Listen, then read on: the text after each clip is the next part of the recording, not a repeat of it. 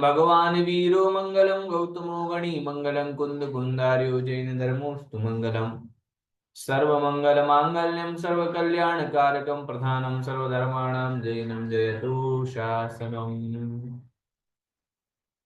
मोक्षमार्गस्य नेतारं वेत्तारं कर्मभूभृतां ज्ञातारं विश्वतत्त्वानां वन्दे तदुर्लभदेव पंचपरमेष्टि भगवान की जय। देवादिदेव मूलनायक श्री वृषभनाथ भगवान की जय। पूज्यपाद स्वामी की जय। सर्वार्थ सिद्धि ग्रंथराज की जय। संत श्रोमणी आचार्य गुरु श्री विद्यासागर जी महामुनिराज की जय। पूज्य आचार्य भगवंत श्री समय सागर जी महाराज की जय। पूज्य निर्यापक श्रमण तीर्थ चक्रवर्ती मुनिपुंगव श्री सुधा सागर जी महाराज की जय। अढ़ाई दीपक समस्त महामुनिराजों की जय हो। तो हमारी चर्चा चल रही थी 22 परिशों के संदर्भ में, और लगभग 22 प्रकार का जो परिचय है उस पर किस किस प्रकृति के उदय में कौन कौन से परिचय होते हैं, इसकी चर्चा हो गई थी। भैया वॉल्यूम बढ़ाओ उधर से, क्या? थोड़ी सी आवाज बढ़ाओ, आवाज आई नहीं पा रही है आपकी।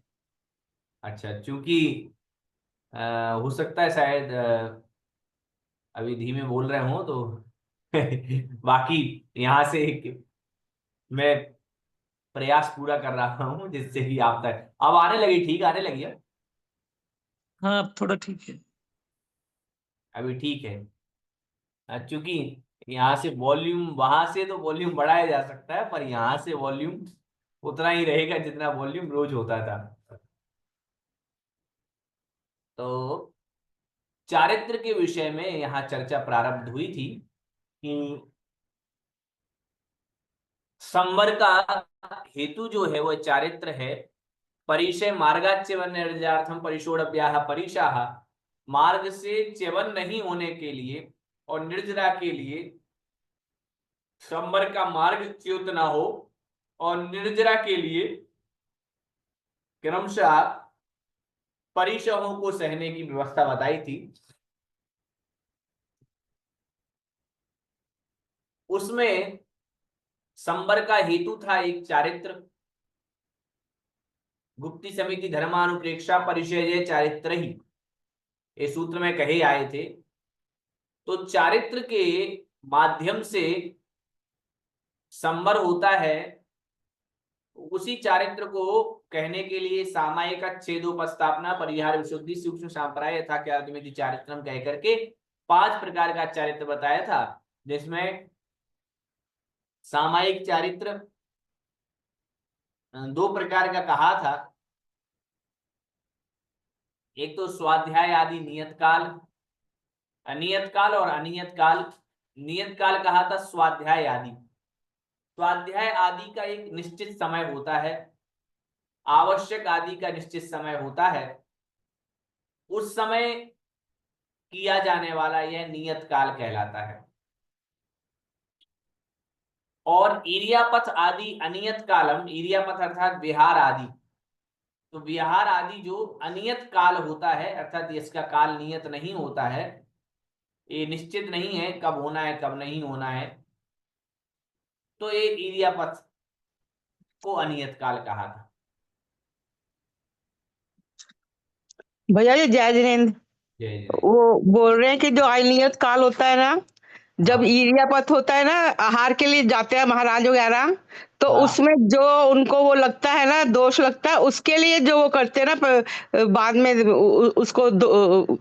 उसको बोलते हैं ईरियापथ अनित। नहीं, वो तो मैंने कल चर्चा करी थी इस विषय में तो मैंने कल चर्चा करी थी कि इरियापत जो होता है वह भक्ति होती है। आचय अपने आहार के बाद जब मुनि आ जाते हैं तो वह जी इरियापत भक्ति करते हैं, वो तो मैंने जी कहा था कल।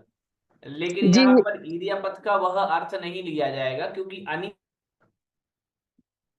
काल बता रहे हैं, कह रहे यही है इसलिए इसका थोड़ी। अर्थ, हम्म। बोल रहे यही है इसका अर्थ। अ, कहाँ पूछा है इस अर्थ को? पूछा मैंने।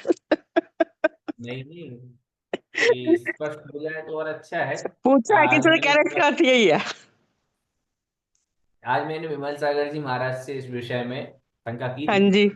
तो उन्होंने ऐसा बताया था कि स्वाध्याय आदि जो है वह नियत काल बताया उन्होंने। स्वाध्याय आदि का जो समय है उसके उनको नियत काल लेना चाहिए, ऐसा उन्होंने कहा था।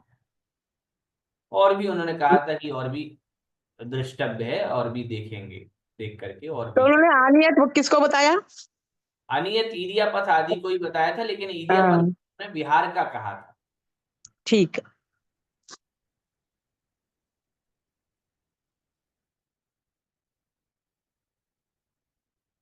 और भी वह प्रमाण देख करके कुछ कह रहे थे कि और भी बताएंगे। फिर उन्होंने छेदोपस्थापना चारित्र के विषय में, हाँ बताइए, कुछ कह रहे ये हैं आप? जी स्वाध्याय नियत काल का मतलब। स्वाध्याय आदि से नियत काल उन्होंने ये बताया था कि स्वाध्याय आदि का जो काल होता है वो नियत होता है, निश्चित होता है। और मतलब वही जो इस तीनों संध्याओं को छोड़ करके, यूं ना? क्या? हाँ, तीनों संध्या मतलब काल तीन, को छोड़ करके। हाँ तीनों संध्याओं को छोड़ करके। हाँ, और आवश्यक आदि, स्वाध्याय आदि से आवश्यक आदि का भी ग्रहण है।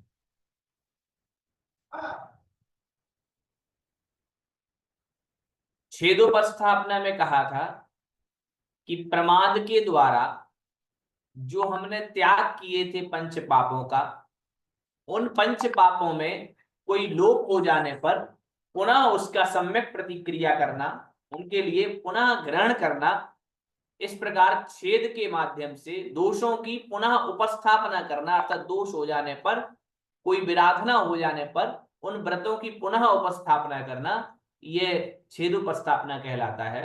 अथवा विकल्पों से निवृत्ति करना, इसका नाम भी छेदोपस्थापना चारित्र है।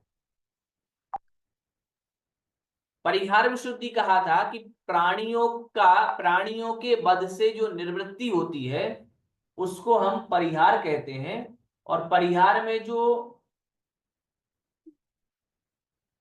किसको, किसमें?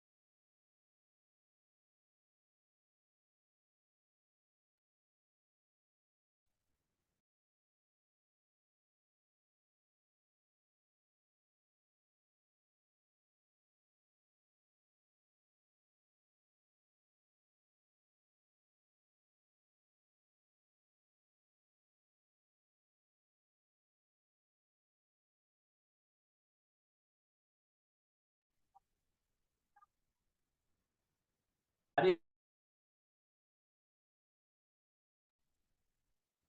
तो और परिहार क्या है? तो भैया प्राणियों भैया जी, जी, ये कुछ हमें सुनाई नहीं दिया कुछ 2-3 मिनट से। तो ये अनियत काल स्वाध्याय क्या बताया था, फिर से बता दो एक बार। तो बताया था, आज मैंने पूछा था और भी वह दृष्टव्य बता रहे थे कि नियत काल मतलब निश्चित काल। तो स्वाध्याय आदि का निश्चित काल है, तो वह सामयिक आदि जो होगा चारित्र से संबंधित, वह स्वाध्याय आदि एक नियत काल से होगा। जो कि स्वाध्याय आदि का एक निश्चित काल है, अनिश्चित काल में नहीं हो सकता, और उसी के साथ आवश्यक आदि का भी ग्रहण करना है। और ईर्यापथ आदि अनियत काल है, अर्थात गमन आदि जो है वह अनियत काल होता है, जिस समय ध्यान रख करके जीवों की रक्षा पूर्वक ध्यान करके जो गमन होता है, विहार होता है, वो उन्होंने ईर्यापथ आदि में लिया है, ऐसा कहा। जी जी जी, यानी जो गमन है वो इरियापथ अनियत काल सामायिक है। हाँ, जी भैया जी। क्योंकि गमन करते हुए भी जीव की रक्षा विशेष का ध्यान उन्हें रहता है, और वैसे ही वह गमन करते हैं। परिहरणम परिहारः प्राणी बधात निर्वृत्ति, प्राणियों के वध से निवृत्ति होना, प्राणियों के वध से दूर होना, ये परिहार है। और परिहार के कारण से जो शुद्धि भीतर अंतरंग आत्मा में उपजी है, उसका नाम है परिहार विशुद्धि चारित्र। और अत्यंत सूक्ष्म कषाय अत्यंत सूक्ष्म कषाय जहां पर होती है, उसे हम सूक्ष्म शांपराय चारित्र कहते हैं, क्योंकि वहां कषाय बहुत कम है। और निरवशेष से मोहनीय से, अर्थात मोहिनी कर्म का जहां संपूर्ण रूप से उपशम हो जाता है या क्षय हो जाता है, और संपूर्ण मोहिनी कर्म का उपशम या क्षय हो जाने से जो आत्म स्वभावस्तोपलक्षणम, आत्मा के स्वभाव में स्वभाव रूप अवस्था में सहित हो जाने से, चारित्र यथाख्यात मतलब जैसा वास्तविक चारित्र होना चाहिए वैसा ही चारित्र प्रकट हो जाने से उसको हम यथाख्यात चारित्र कहते हैं। यहाँ अथाख्यात लिख दिया है पीडीएफ में, जो कि ठीक नहीं है, इसको सुधार, अगर आपकी किताब में भी गलत छपा भैया हो। जी यथाख्यात भी बोला, इसको दोनों नाम बोले हैं। क्या? यथाख्यात भी बोल सकते हैं और अथाख्यात भी बोल सकते हैं। अच्छा, ऐसा है क्या? हाँ, अच्छा, अथाख्यात का मतलब 11वें 12वें 13वें 14वें गुण स्थान में ना, जो इससे मोहिनी कर्म के श्यार उपशम से जो होता है ना, छप्पक श्रेणी वालों को, उनको तो अथाख्यात बोलते हैं, और दूसरे वालों को बोलते हैं यथाख्यात। अथाख्यात। हाँ जी, दोनों नाम है ये। अथाख्यात का अर्थ क्या हुआ? अथाख्यात का मतलब तदंतर, तदंतर। अथा का मतलब तदंतर, ख्यात मतलब चरित्र वाले, हाँ, ऐसे चरित्र अच्छा, वाले। हाँ, ऐसा यदि अर्थ लगाएं, अथ नाम भैया ततः। जी प्रणम सागर महाराज जी ने मैं कहा था कि दोनों नाम बोल सकते हैं। हाँ, तदंतर मतलब जो छप्पक श्रेणी चढ़ते हैं ना। हाँ, ठीक है, हम समझ गए हैं। हम्म, श्रेणी के बाद ततः। हाँ हाँ, ततः इस अर्थ में जी, यहाँ यही होगा। चरित्र ऐसा कह दिया। ठीक। तो अथाख्यात चारित्रम इति आख्यायते, उसको ही हम अथाख्यात चारित्र कहते हैं। पूर्व चारित्रानुष्ठानाई भी, पूर्व चारित्रानुष्ठाई भी आख्यातम न तत्प्राप्तम प्रांगमोह शयुक्षमाभ्याम इति आख्या इति अथाख्यातम। हाँ, यहाँ पे ही स्पष्ट कर दिया गया है इन्होंने कि पूर्व चारित्रानुष्ठान है, मतलब पूर्व चारित्र के अनुष्ठान, अर्थात पूर्व चारित्र को करने वाले, पूर्व चारित्र की आराधना करने वालों ने आख्यातम जो कहा है,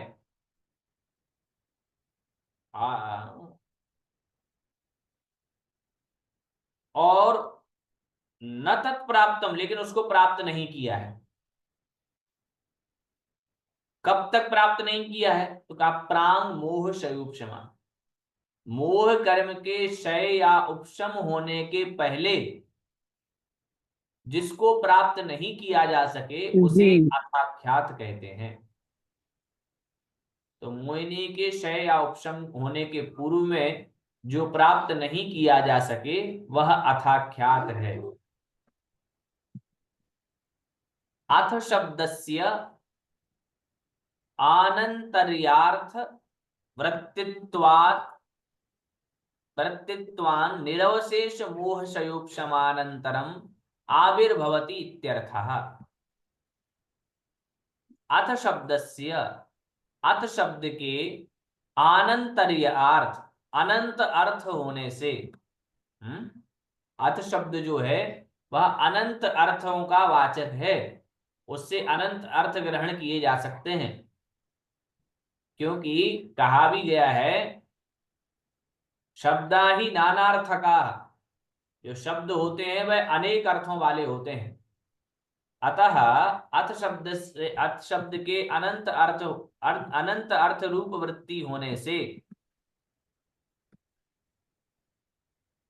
अथवा आनंतर्यर्थ, यहाँ पर आनंतर्यर्थ लिखा है, सॉरी, हाँ, तो आनंतर्यर्थ होगा अनंतर, इस अर्थ में अनंतर अर्थ, हाँ, तो आनंतर्य या अनंतर दोनों एक ही अर्थ के वाचक हैं, इसलिए यहाँ पर वह अर्थ जो मैं कह रहा हूं वह ना होकर के अथ शब्द का अनंतर यह अर्थ होने से, अनंतर बाद में ऐसा अर्थ होने से, निरवशेष मोह शयुप समानांतर, अर्थात संपूर्ण रूप से मोहिनीय कर्म के क्षय या उपशम के बाद आविर्भवती उत्पन्न होता है इत्यर्थ, ऐसा ग्रहण करना चाहिए। अर्थात मोहिनी कर्म के क्षय या उपशम के अनंतर ऐसा अर्थ निकल जाएगा, मोहिनी कर्म के क्षय या उपशम के अनंतर होने वाला जो चारित्र है वह अथाख्यात चारित्र है। यथाख्यातम इति वा, अथवा इसका एक नाम यथाख्यात भी है। यथा आत्मस्वभावो अवस्थितस् तथैव आख्यातत्वात्, कहा यथाख्यात नाम क्यों दिया, तो देखो, हाँ, ये जो रेणुका जी बोल रही थी, इसमें भेद नहीं होना चाहिए, है ना, अभी आपने कुछ भेद कहा था शायद। हाँ, भेद तो है भैया जी, भेद तो है। नहीं है भेद, देखो नाम का भेद है, उन्होंने कहा अथाख्यात नाम इसलिए दिया क्योंकि अथ मतलब तदनंतरम, अनंतर, बाद में होने वाला, मोह बारह कर्म मतलब के, छप्पक श्रेणी। मोह कर्म के क्षय या उपशम से, नहीं शपक श्रेणी नहीं कहा, यहाँ कहाँ कहा बताओ, शपक श्रेणी कहाँ लिखा, आगे कहा होगा, कहीं कहा था, मैंने पढ़ा था, कहीं कहा तो था। अब यदि अर्थ में इन्होंने कुछ दिया हो तो मैं नहीं कह सकता, लेकिन यहाँ जो उन्होंने नाम चलो के आप अनुसार समझा दिया दीजिए है भैया जी, आप उस, समझा दीजिए, हमें गलत भी हो सकते हैं। आप समझा दीजिए, हम गलत भी हो सकते हैं। नहीं नहीं, इसमें कोई बात नहीं है, अपन तो ये देख रहे हैं कि आगम के परिप्रेक्ष्य में क्या होना चाहिए। तो आगम मतलब जी शब्द के अनुसार तो यह अर्थ निकल रहा है कि अथ आख्यात मतलब उसके बाद होने वाला, उसके बाद होने वाला इसका मतलब है, और लिखा भी है कि मोहिनी कर्म की क्षय या उपशम के बाद, तो मोहिनी जी के जी क्षय या उपशम के बाद जो प्रकट होने वाला है, अथ मतलब बाद में, तो बाद में इन दोनों के उपशम या क्षय होने के बाद में जो प्रकट होने वाला है वह अथाख्यात है। तो अथाख्यात इसलिए इसका नाम दिया, और यथाख्यात इसलिए लिखा क्योंकि यथा आत्म स्वभाव अवस्थित है, जैसे आत्मा का स्वभाव अवस्थित है, तथैव उसी प्रकार से आख्यातत्वात्, उसी प्रकार का होने से इसका नाम यथाख्यात है, अर्थात उसी प्रकार इसको कहा गया है, इसलिए यथाख्यात। इति शब्दः परिसमाप्तो द्रष्टव्यः, इति जो शब्द है वो परिसमाप्ति पर द्रष्टव्य है, अर्थात इति शब्द जो है वो परिसमाप्ति के अर्थ में जानना चाहिए। अब इति शब्द कौन सा इति शब्द, तो जो सूत्र में कहा था कि सामायिक छेदोपस्थापना परिहार विशुद्धि सूक्ष्म सांपराय यथाख्यातम इति चारित्रम, है ना, तो वहां जो इति शब्द था उस इति शब्द का अर्थ है कि बस अब चारित्र समाप्त हो गया है, अर्थात ये ही चारित्र है, इनके अलावा कोई चारित्र नहीं है।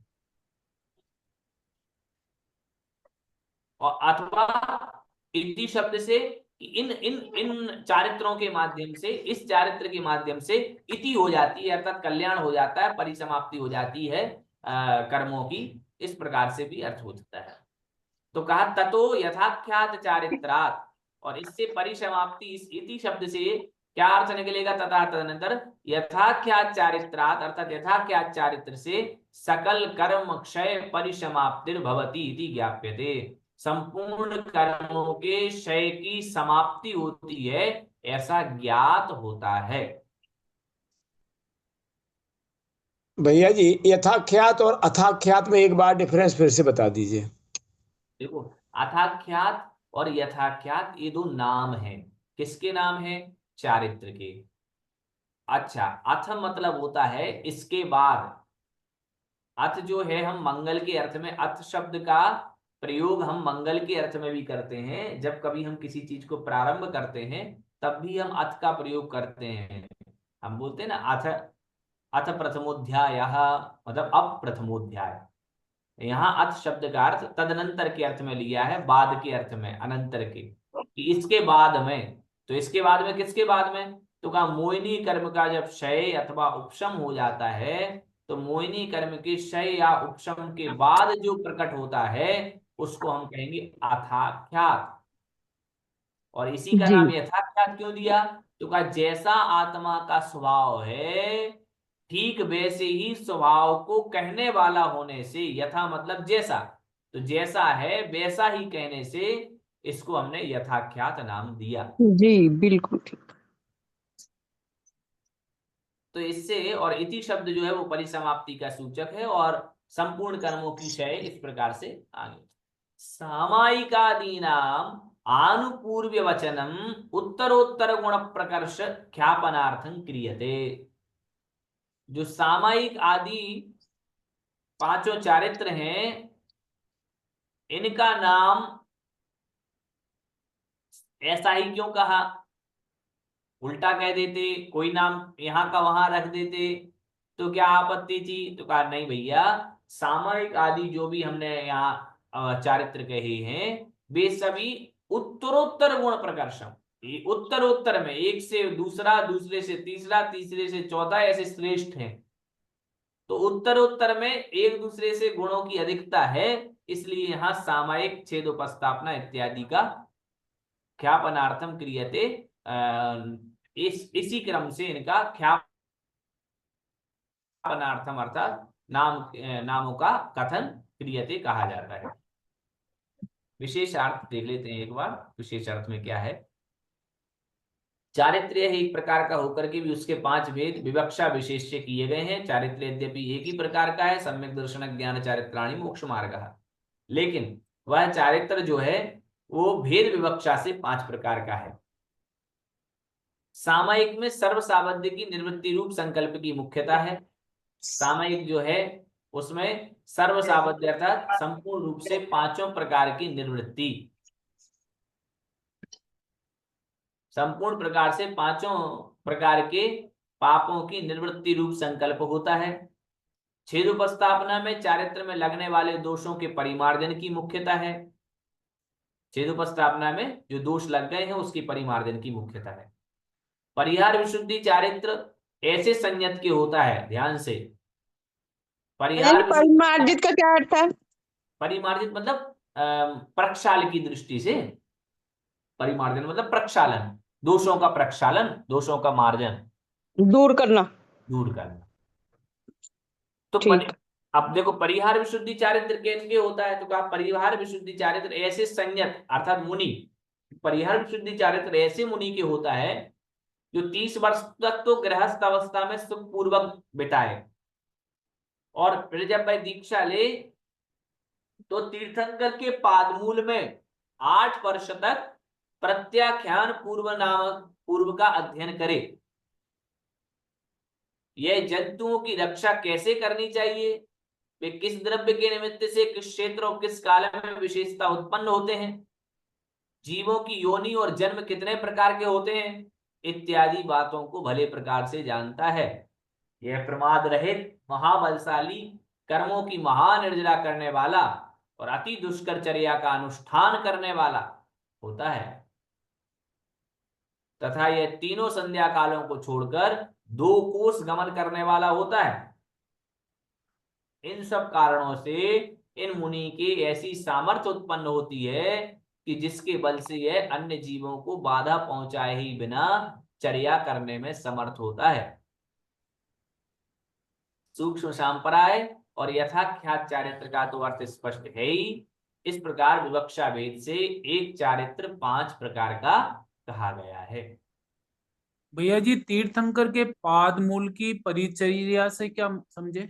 मतलब तीर्थंकर के पादमूल में बैठ करके उनकी सेवा करते हुए, सेवा शुश्रूषा करते हुए और उन्हीं की परिचर्या में, अर्थात उन्हीं के देख रेख में। अच्छा ठीक है। हाँ, मतलब वो ही दीक्षा देने वाले दीक्षा गुरु वही हैं, तीर्थंकर भगवान ही। जी। उन्हीं की परिचर्या में सबको संपन्न हो गए। भैया जी इनमें प्रत्यवेक्षित और प्रमार्जित में क्या फर्क है? प्रत्यवेक्षित और प्रमार्जित दोनों एक ही हैं। ठीक। अच्छी तरीके से देखना, और परिमार्जन में भी वही है कि अच्छी तरीके से देखना, तो जिससे कि दोषों की शुद्धि हो। ठीक। इनमें से सामयिक और छेदोपस्थापना की जगन्य विशुद्धि लब्धि सबसे अल्प होती है। इससे परिहार विशुद्धि चारित्र की जगन्य विशुद्धि लब्धि अनंत गुणी होती है। जगन्य विशुद्धि लब्धि अर्थात समझने का है अर्थ कि मतलब सबसे कम विशुद्धि जो है वो सामयिक और छेदोपस्थापना की है, और जितने सामयिक और छेदोपस्थापना की उत्कृष्ट विशुद्धि लब्धि है, उससे अनंत गुणी जघन्य विशुद्धि लब्धि है परिहार विशुद्धि की।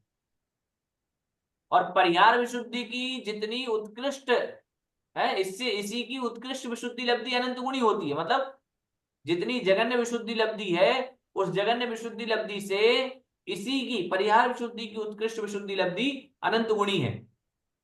और इससे सामयिक और छेदोपस्थापना की उत्कृष्ट विशुद्धि लब्धि अनंत गुणी है। एक मिनट, क्षम्यता, यहाँ क्षमा कीजिए, यहाँ थोड़ा सा, हाँ, शुरुआत से ये सार लगाइए कि सामयिक और छेदोपस्थापना की जघन्य विशुद्धि लब्धि सबसे कम, और परिहार विशुद्धि चारित्र की जघन्य विशुद्धि लब्धि अनंत गुणी। और परिहार विशुद्धि की विशुद्धि उत्कृष्ट विशुद्धि लब्धि इससे अनंत गुणी, और इससे सामयिक और छेदोपस्थापना की उत्कृष्ट विशुद्धि लब्धि इस परिहार विशुद्धि चारित्र से अनंत गुणी होती है। उत्कृष्ट विशुद्धि लब्धि, परिहार विशुद्धि के उत्कृष्ट विशुद्धि लब्धि से अनंत गुणी उत्कृष्ट विशुद्धि लब्धि सामयिक और छेदोपस्थापना की है। भैया ये बात समझ नहीं आई। क्यों समझ में नहीं आई? क्योंकि छेदो स्थापना पर्याय विशुद्धि से उत्कृष्ट लब्धि अनंत गुनी पहले ही बता रहा है उसकी, छेद पर्याय विशुद्धि की। मतलब परिहार विशुद्धि की जो जघन्य विशुद्धि लब्धि है, वो सामयिक और छेदोपस्थापना की जघन्य विशुद्धि लब्धि से अनंत गुणी है। अनंत गुणा विशुद्ध है जघन्य, परिहार विशुद्धि का जो जघन्य विशुद्धि लब्धि है, वह जघन्य विशुद्धि लब्धि सामयिक और छेदोपस्थापना की जघन्य विशुद्धि लब्धि से अनंत गुणा है, जघन्य से। और परिहार विशुद्धि की जो उत्कृष्ट विशुद्धि लब्धि है, वो उत्कृष्ट विशुद्धि लब्धि परिहार विशुद्धि की जघन्य विशुद्धि लब्धि से अनंत गुणी है।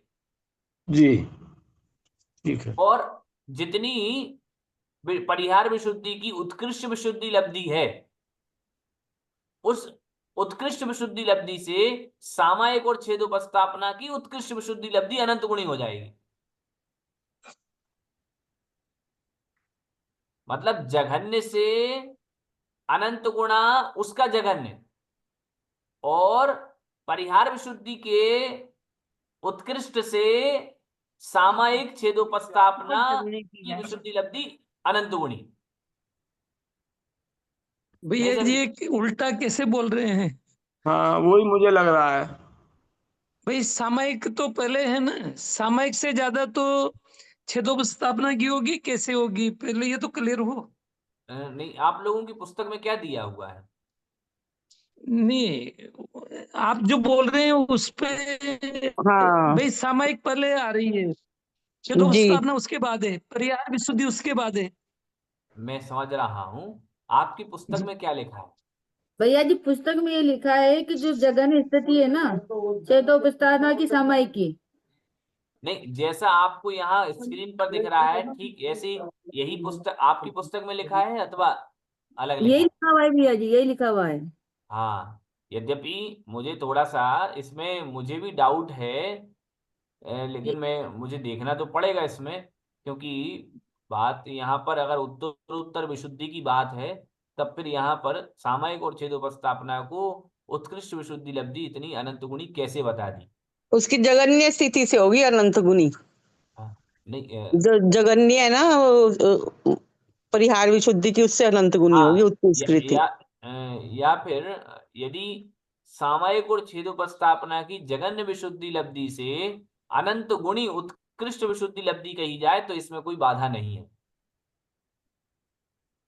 यदि इसका अर्थ ये लगाया जाए कि सामयिक और छेदोपस्थापना की जगन्य विशुद्धि लब्धि से अनंत गुणी उत्कृष्ट विशुद्धि लब्धि सामयिक और छेदोपस्थापना की उत्कृष्ट विशुद्धि लब्धि जी है ना। अगर उत्कृष्ट विशुद्धि लब्धि को सामयिक छेदोपस्थापना की जगन्य विशुद्धि लब्धि की अपेक्षा मापा जाए तो अनंत जी गुणा कहा जाए, तब फिर कोई बाधा नहीं होगी। तो ये पूरा ग्राफ, पूरा पैराग्राफ पढ़े तो समझ में आया कुछ। नहीं, पूरा और पढ़ लीजिए, पहले पहले पूरा पढ़ लीजिए, फिर देख लेंगे बाद में। इससे सूक्ष्म सांप्राय चारित्र की जगन्य विशुद्धि लब्धि अनंत गुणी होती है, और सूक्ष्म सांप्राय चारित्र की जगन्य विशुद्धि लब्धि से उत्कृष्ट विशुद्धि लब्धि अनंत गुणी होती है, और सूक्ष्म सांप्राय चारित्र की उत्कृष्ट विशुद्धि लब्धि से यथाख्यात चारित्र की विशुद्धि लब्धि एक प्रकार की होकर के भी अनंत गुणी होती है। जी जी यही कारण है कि सूत्र में सामयिक छेदोपस्थापना इत्यादि क्रम से इन पांचों का नाम निर्देश किया है। कुछ और अलग से यहाँ कथन है नहीं है, तो ये डाउट बराबर बना हुआ है। इसको चलिए मैं पूछवाता हूं एक बार, है ना। शायद जी लब्धि सार जी में कोई विशुद्धि लब्धि स्थानों में कुछ तारतम्य होने की वजह से शायद कुछ घट सकता हो, इसलिए यहाँ पर ऐसा लिख दिया हो, अथवा मिस प्रिंट से लिख दिया हो, तो जरूर हम इसके बारे में चर्चा करेंगे।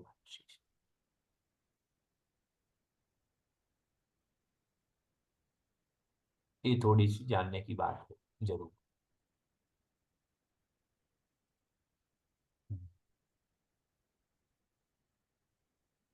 ये बात अच्छी है, इसको हम नोट कर ले रहे हैं और हम पूछवाते हैं कल।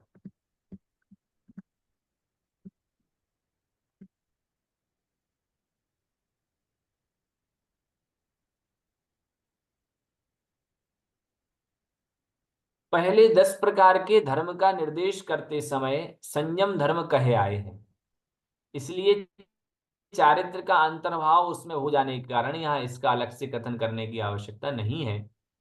अच्छा, ऐसा प्रश्न होता है। फिर भी समस्त कर्म का क्षय चारित्र से होता है, यह दिखलाने के लिए यहाँ चारित्र का पृथक रूप से व्याख्यान किया है। उसी के लिए कहते हैं कि आह उक्तम चारित्रम, चारित्र को तो कह दिया, तदनंतरम उद्दिष्टम यत, उसके बाद उद्दिष्ट क्या है, कहने योग्य क्या है, तो कहते हैं तपसा निर्जरा च, तप से निर्जरा होती है, तस्य इदानीम तपसो विधानम कर्तव्यम इत्यत्र उच्यते, इसलिए यहाँ पर तप का विधान कहना चाहिए, इसलिए तद्विविधम, इसलिए उसी को यहाँ पर कहते हैं तद्विविधम, अर्थात वह दो प्रकार का है, वह दो प्रकार का है, बाह्यम आभ्यंतरंच, बाह्य और आभ्यंतर, तत्प्रत्येकम षड्विधम, वह प्रत्येक षड्विधम अर्थात 6 प्रकार का है, बाह्य भी 6 प्रकार का और आभ्यंतर भी 6 प्रकार का। तत्र बाह्य भेद प्रतिपत्त्यर्थम आह, उनमें बाह्य भेद की प्रतिपत्त्यर्थम अर्थात जानने के लिए, बाह्य भेदों को जानने के लिए आह कहते हैं। अनशनावमौदर्य वृत्ति परिसंख्यान रस परित्याग विविक्त शय्यासन काय क्लेशा वाह्यन तपः। अनशनावमौदर्य वृत्ति परिसंख्यान रस परित्याग विविक्त शय्यासन काय क्लेशा वाह्यन तपः। अनशन, अवमौदर्य, वृत्ति परिसंख्यान, रस परित्याग, विविक्त शय्यासन और कायक क्लेश, इस प्रकार से बाह्यन तपः, ये बाह्य तप है। इसी को ऊनोदर को ही अवमौदर्य तप कहते हैं। प्रत्येक को परिभाषित कर रहे हैं नीचे। दृष्ट फलानपेक्षम संयम प्रसिद्धि रागोच्छेद कर्म विनाश ध्यानागमावाप्त्यर्थम अनशनम। कह रहे हैं दृष्ट फल की अनपेक्षम, अपेक्षा न किए, न करके। अब दृष्ट क्या है? तो वह प्रत्यक्ष, दृष्ट अर्थात प्रत्यक्ष। तो दृष्ट फल की अपेक्षा किए बिना ही और दृष्ट फल के साथ मंत्र साधना आदि की अपेक्षा किए बिना संयम की प्रसिद्धि अर्थात सिद्धि, संयम की सिद्धि, रागोच्छेद, राग का उच्छेद, कर्म विनाश, कर्मों का विनाश, ध्यान आगम आप्त्यर्थम, ध्यान और आगम की आप्त्यर्थम प्राप्ति के लिए जो किया जाता है वह अनशन है। किस किस के लिए? दृष्ट फलों की मंत्र साधना आदि की अपेक्षा किए बिना, संयम की सिद्धि के लिए, राग का उच्छेद करने के लिए, कर्म का विनाश करने के लिए, ध्यान और आगम जिनवाणी के जिन वचनों की प्राप्ति के लिए जो किया जाता है वह अनशन है। भैया जी दृष्ट फल का अर्थ क्या बताया? प्रत्यक्ष फल, प्रत्यक्ष किसी फल के लिए कि प्रत्यक्ष में कोई फल प्राप्त हो जावे तो वो उस फल की प्राप्ति। मान लीजिए कोई भी आप अपने मन में प्रत्यक्ष में कोई फल की आशा रख रहे हैं मन में, वह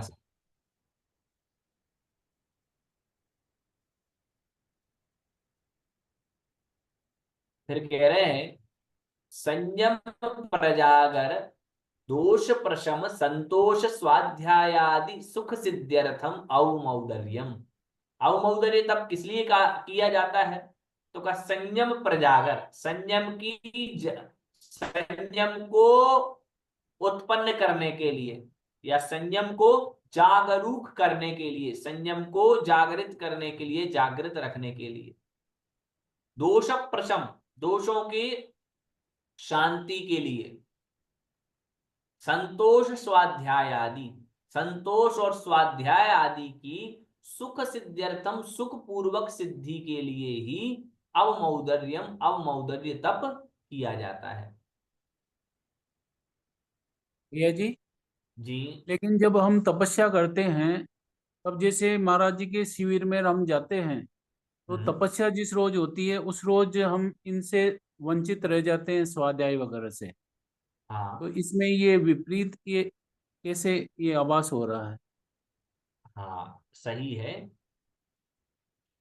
यज्जीवस्योपकाराय तद्देहस्यापकारकम्, यद्देहस्योपकाराय तज्जीवस्यापकारकम्। जी ये जो पूर्व के संस्कार हमारे भीतर बने हुए हैं, इन पूर्व के संस्कार वशात शरीर कमजोर हो रहा है और शरीर शरीर जो कमजोर बना हुआ है तो वह आत्मा का दास नहीं बनता। तो आत्मा का दास नहीं बन पा रहा है। क्यों नहीं बन पा रहा है? तो पूर्व के संस्कार वशात नहीं बन पा रहा है। तो यद्यपि हम स्वाध्याय आदि हमारा प्रवृत्त हो, इसलिए हम अवमोदर्य तप आदि कर रहे हैं। लेकिन होता यह है कि जैसे जैसे हम इनको करते जाते हैं तो हमारा शरीर साथ देना बंद कर देता है। तो जी यह हमारे भीतर की प्रवृत्ति है, हमारे अंतरंग की प्रवृत्ति है। इस प्रवृत्ति को हमें इसके माध्यम से हटाना चाहिए। यदि ऐसे हमारे मन में विचार आते हैं, कमजोरी आती है जिससे कि हम इन सब चीजों से वंचित रह जाते हैं, तो प्रयास करना चाहिए, मन में यह भावना करनी चाहिए कि हे भगवान, मैं और भी अच्छे से तप कर रहा हूं, जिससे कि आगे चल करके मुझे इस प्रकार के भाव मेरे भीतर ना हो और शक्ति मुझे प्रकट हो। ऐसे भाव कर सकते हैं। जी भैया।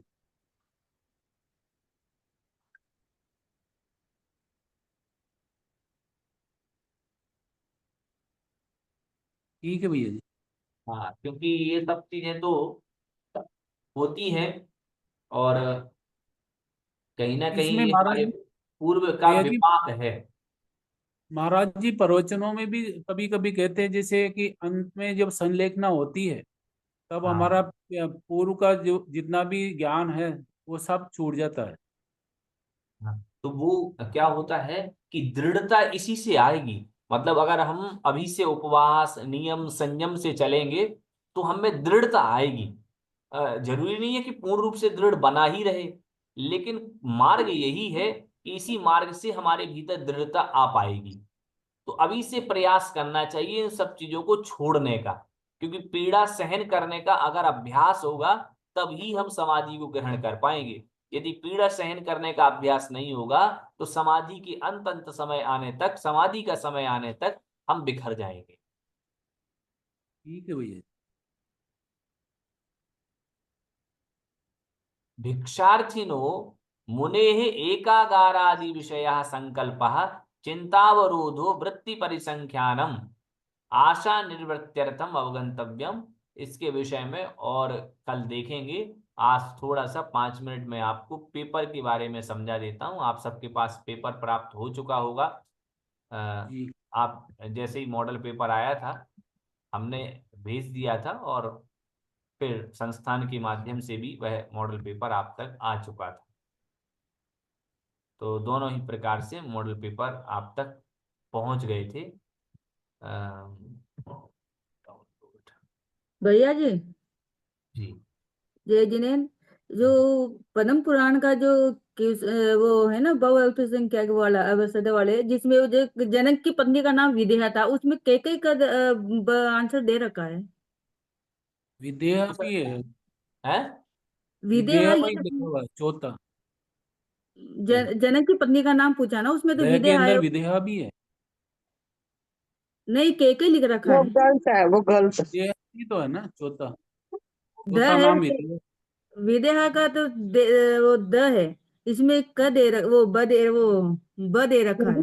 मैंने एक पढ़ा था। सुनो, सबसे पहले तो आपके सर्वार्थ सिद्धि आलाप पद्धति का नया अधिकार से आपका अंत तक चलेगा। हाँ। सर्वार्थ सिद्धि लगभग आपकी इस महीने के अंत तक अथवा मार्च के प्रारंभ के ही सत्रों में मैं पूर्ण करने का प्रयास करूंगा। क्योंकि कुछ कुछ विषय दीर्घ आयाम वाले हैं, इसलिए उसमें थोड़ा सा अधिक समय लग जाता है। तथापि प्रयास करेंगे कि बिना किसी गैप के और यह पूर्ण हो। तो वह प्रयास अपना चल रहा है और हम निश्चित ही उस प्रयास को सफल करने में पूरा और भी उद्यम करेंगे। आलाप पद्धति नयाधिकार से अंत तक होगा। इसमें से आप देख लीजिए 60 नंबर का तो प्रश्न पत्र आपका सर्वार्थ सिद्धि जी में से बनेंगे, जिसमें से बहुविकल्पात्मक 5 प्रश्न रहेंगे जो कि एक एक नंबर के रहेंगे। टोटल नंबर रहेंगे 5। सत्य असत्य की जोड़ी बनाने के लिए 5 आएंगे, जिसमें एक एक नंबर का रहेगा।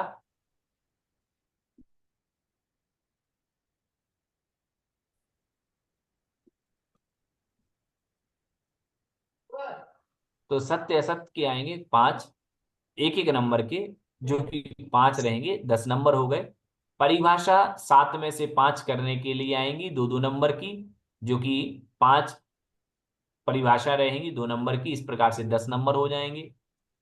सूत्रों का अर्थ आएगा, कोई 5 आएंगे जिसमें से 4 करने पड़ेंगे 2.5 नंबर के, वो भी 10 नंबर हो जाएंगे। शब्दों के अर्थ लिखने आएंगे इन्हीं सूत्रों में से, वह 10 एक एक नंबर के शब्दार्थ आएंगे, कुल 10 नंबर हो गए। 4 प्रश्न आएंगे, 6 में से 4 प्रश्न करने रहेंगे और 5-5 नंबर के वह प्रश्न रहेंगे। तो इस प्रकार से 20 अंक हो जाएंगे। कुल टोटल 60 अंकों का आपका यह सर्वार्थ सिद्धि जी का पेपर होगा। आला पद्धति में सूत्रों का अर्थ 5 में से 4 करने पड़ेंगे, जो कि भैया ये सूत्रों के अर्थ भी आएंगे, वो मना कर रहे थे पहले तो। क्या सूत्र के अर्थ भी आएंगे क्या अलापत्ति में? आला पद्धति में सूत्रों के अर्थ आएंगे। ओ, बड़ा मुश्किल है ये तो। इसमें नहीं सरल है। सर्वार्थ सिद्धि में भी है सूत्रों के अर्थ तो सूत्रार्थ। हाँ अलापत्ति के लिए मना कर रहे थे अंकित शास्त्री सर, बोल रहे थे वो नहीं आएंगे, आपको सिर्फ लिखना आएगा। अभी नया पैटर्न आ गया ये। अभी जो इन्होंने मॉडल दिया है उसके अनुसार। अच्छा भैया जी ये सब पहले अगर सुन ले तो अच्छा रहेगा ना, बीच में माइक बिल्कुल, नहीं बाद में खोले। आप सब लोग पहले बाद एक में बार आप जो बता रहे हैं उसको पूरा सुन तो ले भैया सुनिएगा। कम से कम। जी एक बार पूरा हमसे सुन लीजिएगा, उसके बाद में जो समस्याएं हैं तो आप कर सकते हैं। यहाँ सूत्रार्थ जो दिया है आलाप पद्धति में प्रारंभ में ही, ये मेरे हिसाब से 5 में से 4 जो हैं ये थोड़ा सा इन पे मिसप्रिंट हो गया होगा। 6 में से 5 ऐसा आया होगा, ऐसा लिखना होगा उनको, और 5 इंटू 2 करेंगे तो तब जाकर के 10 नंबर के होंगे, जी भैया जी।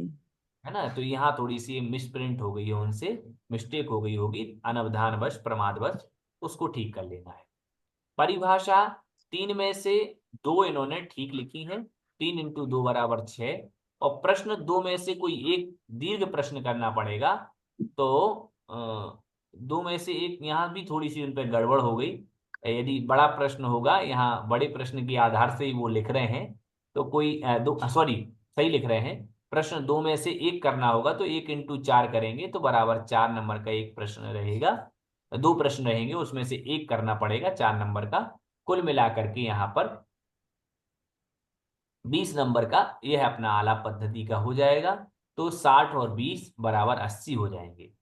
इसके बाद पद्म पुराण भाग 2 और जिनवाणी सुधा सागर भाग 2, इनमें बहुविकल्पात्मक प्रश्न 5 नंबर के, सत्य असत्य 5 नंबर के, और प्रश्न आएंगे 2, वो भी 5-5 नंबर के 2 प्रश्न रहेंगे, अथवा में 2-3 आ सकते हैं। इस प्रकार से वो कुल मिलाकर के 20 अंक हो जाएंगे। तो ये आपका पेपर का कुल टोटल पैटर्न रहेगा। अब सर्वार्थ सिद्धि जी का पेपर उन्होंने जो डाला है, वो सर्वार्थ सिद्धि जी में से भी बहुत सरल सरल डाले हैं। देखो मतलब एक सामान्य सा इतना ही सरल पेपर आएगा, कोई कठिन नहीं आएगा। 10वें गुणस्थान का नाम, अपन को गुणस्थान अपन ने बहुत अच्छे से पढ़े हैं। अंतरंगता अपन ने अभी पढ़ ही रहे हैं। प्रकृति स्थिति अनुभाग, ये बंध के 4 भेद अपन पढ़ ही चुके हैं। भैया किस जी भाव से आश्रम में विशेषता आती है, अपन ने 6 भाव पढ़े हुए हैं। तीव्र मंद ज्ञाता ज्ञात भाव अधिकरण वीर विशेष तद विशेष। मुक्त जीव की कौन सी गति होती है, ये मुक्त जीव की कौन सी गति होती है, यहाँ थोड़ा सा बनाने में उद्धव गति द आएगा। नहीं सुने ऊर्ध्व गति एकदम सही, हाँ ठीक है। तो थोड़ा सा बीच में अभी, हाँ बीच में एक साथ ना बोला करें, अन्यथा हम ही भ्रमित हो जाते हैं। सत्य असत्य में फिर हमें उत्तर देना है। तो मन वचन काय की क्रिया योग है, जी बिल्कुल है। दुख शोक ताप आदि असाता विधि कर्म के आश्रव है, जी हाँ है। केवली श्रुत आदि का आवरणवाद करने से दर्शन मोहिनी कर्म का आश्रव होता है, जी हाँ होता है। मायाचारी करने से त्रियंचायु का आश्रव नहीं होता है, इसलिए असत्य हो जाएगा। योग वक्रता और विसंवाद अशुभ नाम कर्म के आश्रव के कारण है। तो योग वक्रता विसंवाद, योग वक्रता विसंवादनम सत्य है भैया जी। बिल्कुल अशुभ नाम कर्म के आश्रव के कारण है, सही है, सत्य है। तो ये कुल मिलाकर के जो सत्य असत्य आदि विकल्प के रहते हैं, इनमें हमें बड़े ध्यान से पढ़ना होता है। जैसे कि मायाचारी करने से त्रियंचायु का आश्रय नहीं होता है। अब कोई कोई जल्दी जल्दी में पढ़ लेवे तो वो सोचने लगे मायाचारी करने से त्रियंचायु का आश्रय होता है, सही तो लिखा था और हमने यहाँ सत्य कर दिया। तो उसको बड़े ध्यान से पढ़ना होता है, जिससे कि कहीं नहीं और हाँ के चक्कर में कुछ गलत ना हो जाए। और भी ये निम्नलिखित शब्दों को परिभाषित करना है।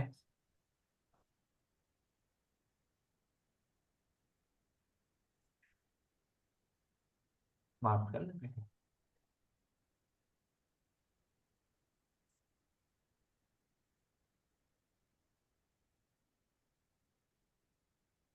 इन निम्नलिखित शब्दों को परिभाषित करना बहुत चाहिए। प्रमोद शब्द का अर्थ क्या है? प्रमत्त योग का शब्द क्या है? संलेखना, अतिथि संविभाग, शब्दानुपात, अगारी और न्यासापहार, ये इनका अर्थ लिखने को आ रहा है। सूत्रों के अर्थ में भी एकदम सरल है, कोई कठिन नहीं है। शब्दार्थ भी सरल है। देखिए, अगर मैं सही बात बोलूं तो तत्वार्थ सूत्र जी का, जिसने बहुत अच्छे से अर्थ पढ़ लिया है, अर्थ कर लिया है, मुझे लगता है कि उसको सर्वार्थ सिद्धि जी में जो पेपर आएगा वो एकदम सरल है। क्या मानते हैं आप लोग? आप लोगों ने अभी प्रश्न पत्र देखा होगा, अलग से भी देखा होगा।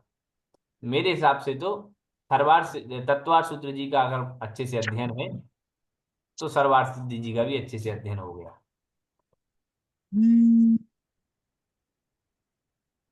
और ये आलाप पद्धति जो कि अभी अपन पढ़ेंगे, इसलिए तो आप लोग देख लीजिएगा पेपर में।